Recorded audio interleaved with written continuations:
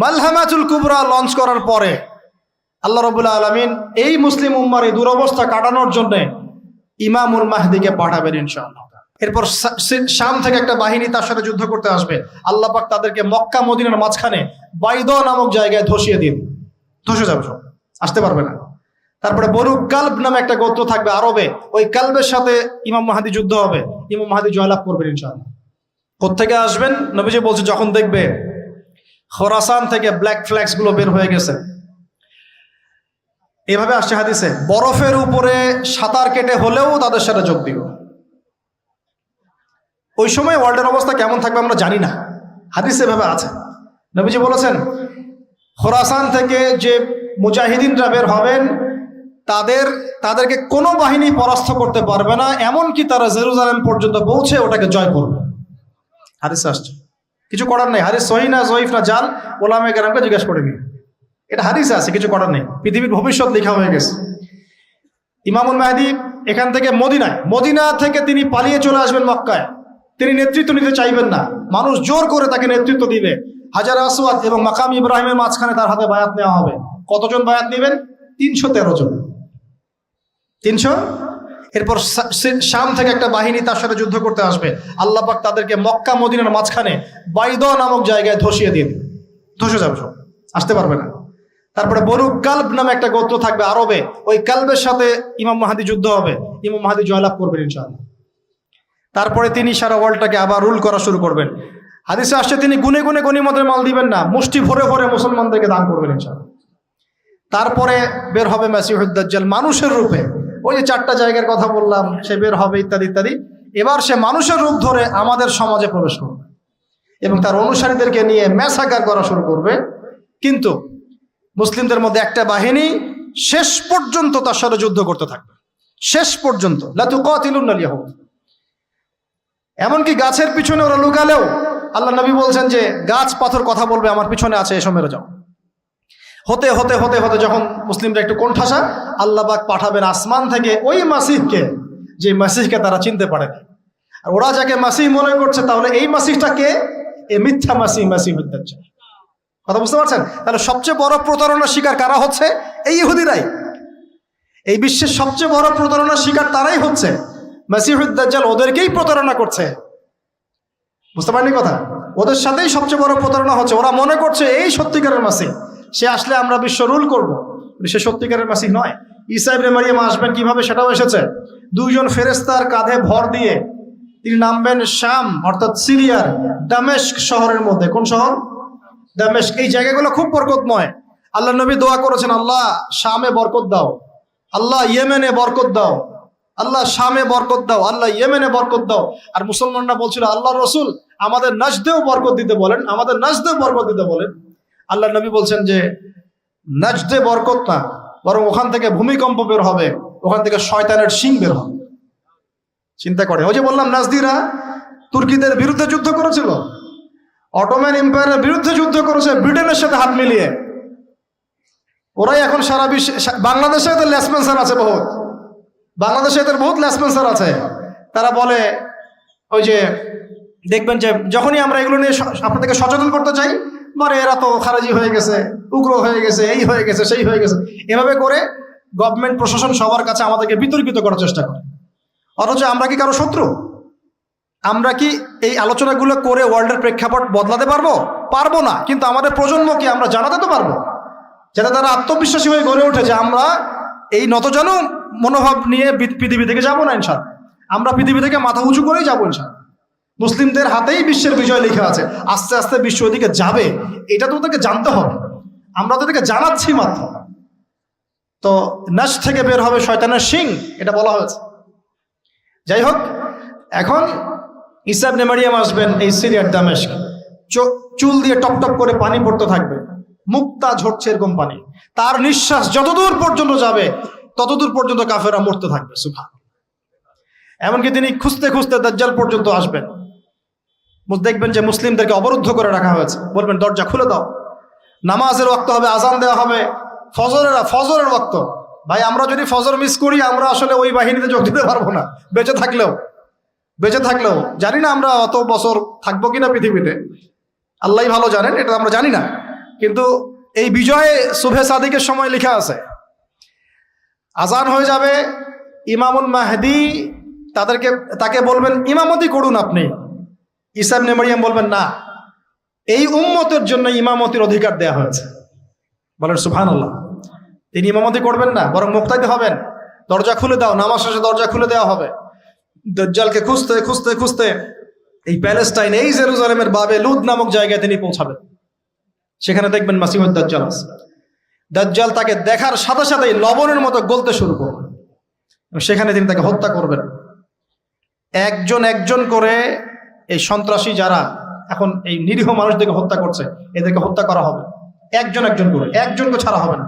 আমি জন্য বলছি, মন থেকে বলছি, এই যে এক একটা আমাদের বাচ্চা, আমার এক একটা বাচ্চার রক্তের প্রতিশোধ নেওয়া হবে ইনশাআল্লাহ। আমাদের এক একটা বোনের ইজ্জতের প্রতিশোধ নেওয়া হবে ইনশাআল্লাহ। এক একজন ভাইকে যে বুলেট ছোড়া হয়েছে এর প্রতিশোধ নেওয়া হবেই হবে ইনশাআল্লাহ। কে নিবেন? ওই যে বললাম, আপনি পারছেন না, আপনি হয়তো বলছেন দোয়া করছেন এতটুকু পর্যন্তই। ইনশাআল্লাহ তাআলা আল মাহদি আর ঈসা ইবনে মারইয়াম সেটা করে দেখাবেন। তারপরে সেখান থেকে তিনি ইসলামী খেলাফা রিস্টোর করবেন। উর্বর হবে মাটি, সবুজ শ্যামল, বৃষ্টিপাত বেশি হবে, এগুলো হতে থাকবে। এর মাঝখানে আবার ইয়াজুজ মাজুজ বের হবে। ইয়াজুজ মাজুজ বের হওয়ার পরে পৃথিবী ম্যাসাকার করবে। তারা এমনভাবে পৃথিবীতে ম্যাসাকার করবে যে ঈসা আলাইহিস সালাম এবং তার অনুসারীরা তুর পাহাড়ে গিয়ে লুকাবেন, আত্মগোপন করবেন, এবং তাবারিয়া হ্রদের পানি তারা খেয়ে ফেলবে। পরের দল এসে বলবে কোনো এক সময় মনে হয় এখানে পানি ছিল, মানে পানি সব খেয়ে সাবার করে ফেলবে। আর বুঝতে পারছেন? ঈসা আলাইহিস সালাম দোয়া করবেন, আল্লাহ এই আযাব থেকে আমাদেরকে তুমি বাঁচাও। আল্লাহ পাক তখন তাদের ঘাড়ের মধ্যে একটা ভাইরাস দিয়ে দিবেন, ভাইরাস, পোকা ভাইরাস। এক ভাইরাসের সব ইয়াজুজ আর মাজুজ শেষ। এরপরে পৃথিবীতে বৃষ্টি বর্ষণ শুরু হবে। আল্লাহ পাক কোথা থেকে জানি পাখি পাঠাবেন, ওই যে আবাবিল পাখি পাঠিয়েছিলেন না, এরকম কোথা থেকে পাখি পাঠাবেন বড় বড় নখওয়ালা। এরা ওদের দেহগুলো উঠাবে, মহাবিশ্বের কোথাও গিয়ে ফেলে দিবে, জানি না আমরা কোথায় ফেলবো। এগুলো রূপ কথা মনে হচ্ছে না অনেকের কাছে, এগুলো সত্য, হাদিসে আসছে। একটা শব্দ সত্য। এরপর 40 বছর এভাবে চলে যাবে, ঈসা আলাইহিস সালাম ইন্তেকাল হবে। তারপরে হাদিসে আসছে মানুষ আবারও খারাপ হওয়া শুরু করবে। এত খারাপ হবে, এত জঘন্য হবে যে আল্লাহ শব্দটা বলার মতো একটা মানুষ আর পৃথিবীতে থাকবে না। একটা মিষ্টি মৃদু একটা বাতাস আসবে, এই বাতাস মুমিনদের বগলের নিচ দিয়ে প্রবাহিত হবে, এবং যার অন্তরে এক সরিষা দানা পরিমাণ ঈমান আছে, ওই বাতাসে তার জান কবজ হয়ে যাবে। বাকি থাকবে সব এই যে গরু ছাগল হাঁস মুরগির মতো মানুষ, গবাদি পশু। আল্লাহ বলার মতো মানুষ নাই, রাস্তা মরে মরে জেনা করবে। এটা আরো অনেক পরের কথা, অনেক পরের কথা। আমরা ওই যুগ দেখতেও চাই না, বাঁচতেও চাই না ওই যুগে, তাই না ভাই? আল্লাহ পাক বলছেন এরপরে, আল্লাহ রাসূল সাল্লাল্লাহু আলাইহি ওয়াসাল্লাম বলছেন এরপরে একদিন সকালে হঠাৎ করে দেখবে কেনা বেচা করতে করতে, কথা বলতে বলতে, পানি পান করতে করতে, খাবার খেতে খেতে এই যে পশ্চিম দিক থেকে সূর্য উঠে গেছে। তার মানে কি ওই দিন কিয়ামত হয়ে যাবে, এবং এটা এত ফাস্ট হবে, এত দ্রুত হবে। আল্লাহ রাসূল সাল্লাল্লাহু আলাইহি ওয়াসাল্লাম বলেছেন যে কেউ বাসায় ফিরে যাবে, আহাল পরিবারের সাথে একটা দেখা করবে, এই সুযোগ পাবে না। একদম ইনস্ট্যান্ট ডেথ। একটা বজ্রনীনাদ, প্রচন্ড মানে শব্দ, এটাতে বিকট একটা শব্দে পুরো মহাবিশ্ব তোলপাড় সৃষ্টি হয়ে যাবে, একদম শেষ। এই হলো সিংহার প্রথম ফুক, শেষ, সব ডেট। এই যে আমাদের এত বাহাদুরি, এত কিছু সব শেষ, মানে পৃথিবী আস্তে আস্তে ওর শেষের দিকে যাচ্ছে। এগুলো ভাই বিশ্বাস করেন, পৃথিবীর সমস্ত সংগঠন, জালেম, কাফের, ফাসেক, মুশরিক, মুনাফিক যা আছে পৃথিবীতে, একত্রিত হয়েও এই সত্যটাকে কেউ টলাতে পারবে না। আমরা সারা মুসলমানরা মিলেও যদি এই সত্যটাকে টলাতে চাই, পারবো না। মানে আস্তে আস্তে আলটিমেট গোল এটাই পৃথিবীর। এরপরে কিয়ামত, তারপরে তো আপনারা জানেন কি হচ্ছে, ফামান ইয়ামাল মিসকালা যাররাতিন খায়রান ইয়ারাহ, এক চুল পরিমাণ যদি ভালো কাজ কেউ করে থাকে তাকে সেটা দেখানো হবে। ওয়া মান ইয়ামাল মিসকালা যাররাতিন শাররান ইয়ারাহ, এক চুল পরিমাণ খারাপ কাজ আমরা কেউ করে থাকলে দেখানো হবে। তবে যারা লা ইলাহা ইল্লাল্লাহ এই তাওহীদের উপর থাকবে, যত বড় গুনাহ করুক না কেন আল্লাহ মাফ করে দেবে ইনশাআল্লাহ, ইনশাআল্লাহ। কারণ আমাদের জন্য নবী সাল্লাল্লাহু আলাইহি ওয়াসাল্লাম সুপারিশ করবেন। তাই বলে কি আমরা গুনাহ করতে থাকবো এখন? এটা নবী সাল্লাল্লাহু আলাইহি ওয়াসাল্লামের শান, তার মর্যাদা। আল্লাহ রাসূল সাল্লাল্লাহু আলাইহি ওয়াসাল্লাম এই কথা বলে গিয়েছেন যে কবিরা গুনাহগার মুসলমানদের জন্য আমি সুপারিশ করব। তাওহীদের উপর যারা থাকবে ইনশাআল্লাহ জান্নাত, শিরকে থাকলে, কুফরিতে থাকলে জাহান্নাম ছাড়া কোনো গতি নাই। এ হলো পৃথিবীর শেষ। আমরা তো জান্নাতে যেতে চাই কি চাই না ভাই?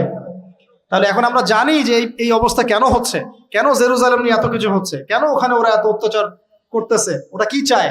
ওরা চায় এই জায়গা শুধু না, পুরো হোলি ল্যান্ডটা দখল করতে চায়।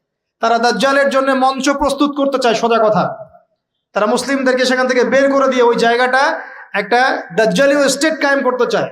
সেখান থেকেই মাসিউদ দাজ্জাল বিশ্বকে নেতৃত্ব দিবে, এমনটা আসতেছে ভবিষ্যতে।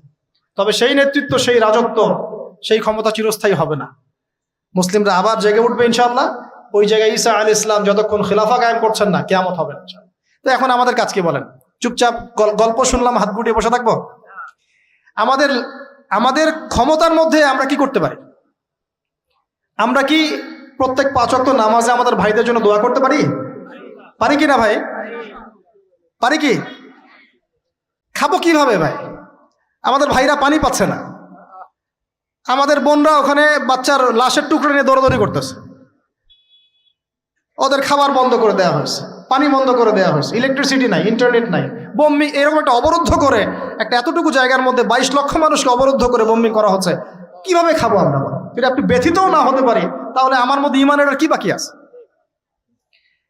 আমাদের সুযোগও নাই যে আমরা সবাই 10-20 টাকা করে তুলে রাষ্ট্রীয়ভাবে একটা বড় তহবিল পাঠাবো, সেই সুযোগটাও আমাদের কাছে বন্ধ করে দেওয়া হচ্ছে। পারবেন না আপনি? এখানে অনেক প্যাচ আছে, এখানে অনেক মাইট প্যাচ আছে, অনেক ব্যাপার স্যাপার আছে, ওয়ার্ল্ড অ্যাফেয়ার্স, এগুলো আপনারা বুঝবেন না। আর অনেক ক্ষেত্রে আমাদের পলিটিশিয়ানরা মাজুর, কিছু করার নাই, তারা যদি চাও তাও কিছু করতে পারবে না। এইভাবে আপনাদের হাত পা আমাদের বেঁধে ফেলা হয়েছে চতুর্দিক থেকে। তো আমরা তো দোয়া করতে পারি কমপক্ষে, নাকি? প্রত্যেক ফরজ নামাজে দোয়াটা করতে পারি তো। কুনুতে নাজেলা পড়বেন, কুনুতে নাজেলা মানে জালেমের উপর বদদোয়া, এটা পড়বেন শেষ রাত্রে। ইনশাআল্লাহ আল্লাহ পাকের কাছে দোয়া করলে আল্লাহই ফয়সালা করবে ইনশাআল্লাহ। আমরা দোয়া করব আমাদের মুসলিম ভাই বোনদেরকে আল্লাহ হেফাজত করুন, তাদেরকে আল্লাহ পাক যেন খাবারের ব্যবস্থা করে দেন, পানির ব্যবস্থা করে দেন, তাদের জানমাল সম্মান যেন আল্লাহ হেফাজত করেন, আল্লাহ পাক তাদেরকে জালেমের হাত থেকে যেন হেফাজত করেন। আমরা সব ধরনের জুলুমের বিরুদ্ধে। অন্যায়ভাবে কোনো অমুসলিমকে হত্যা করা জায়েজ আছে? নাই। এখানে অনেকে অনেক প্রশ্ন তোলেন, আমার একটা প্রশ্নের উত্তর দেন। 1917-18 সালে এসে ওরা যখন আমাদের ভূমিগুলো দখল করা শুরু করলো, দখল করে আমাদেরকে উচ্ছেদ করা শুরু করলো, ওই সময় থেকেই কি তারা যুদ্ধের সূচনা করে নাই? বলেন তো, যুদ্ধটা কি এখন শুরু হয়েছে? 100 বছর থেকে চলতেছে এটা তো এমন নয়। আমরা যখন আক্রমণের শিকার হয়েছিলাম 71-এ, আমাদের বাপদাদারা গেরিলা ওয়ার করেছিল না? তখন কি তারা সন্ত্রাসী ছিল? আমরা যদি তখন হাত পা গুড়িয়ে বসে থাকতাম, তখন তো পাকিস্তানিরা আরো চেপে ধরতো, আমাদেরকে পুরো জায়গায় দখল করে ফেলতো, তাই করতো না? তাহলে যাদের জায়গায় এভাবে দখল করে ফেলছেন, তারা যদি প্রতিবাদ করে, কথা বলে, ঢিল ছড়ে, আপনি কি তাকে সন্ত্রাসী বলবেন? আমরা দোয়া করব আল্লাহর কাছে, আল্লাহ পাক যেন আমাদের ভাই বোনদেরকে হেফাজত করেন, আল্লাহ পাক যেন আমাদের মুসলিম বিশ্বের নেতাদেরকে একত্রিত হওয়ার তৌফিক দান করেন, ঈমান দান করেন, আল্লাহ পাক যেন তাদেরকে ঐক্যবদ্ধভাবে এই জালেমদের বিরুদ্ধে পদক্ষেপ নেওয়ার তৌফিক দান করেন। আমরা দোয়া করব, আমরা কুনুতে নাজেলা পড়ব, প্রয়োজনে আপনি ওদের পণ্যগুলো ঘৃণা ভরে বয়কট করে দিবেন। এগুলো দিয়ে ব্যবসা করে বুলেট কিনে, সেই বুলেট আমার ভাইয়ের বুকে চালাই, কিনলাম না পড়া, কি হচ্ছে? আমাদের দেশি প্রোডাক্ট নাই, কি করতে পারি? এর বেশি কিছু করার নাই। আমি তো বললাম এখানে বড় বড় লেকচার দিয়েও কোনো লাভ নাই, আমি আসলে কিছুই করতে পারবো, শুধু আপনাদেরকে জানালাম আসলে কি হচ্ছে, কেন হচ্ছে, ইতিহাসটা কি, সামনে কি হতে পারে। আল্লাহ পাক আপনাদের সবাইকে বোঝার তৌফিক দান করুন। আমাদের সন্তানদেরকে এই গল্পগুলো বলে যাবেন, যাতে ওরা কনফিডেন্ট হয়ে বড় হয় এবং তাদের আত্মবিশ্বাস আকাশের মতো বড় হয়। আল্লাহ রাব্বুল আলামিন আমাদের সবাইকে আজকের আলোচনা বোঝার তৌফিক দান করুন, আমল করার তৌফিক দান করুন এবং আমাদের এই দুনিয়ার হায়াতটাকে মূল্যায়ন করার তৌফিক দান করুন।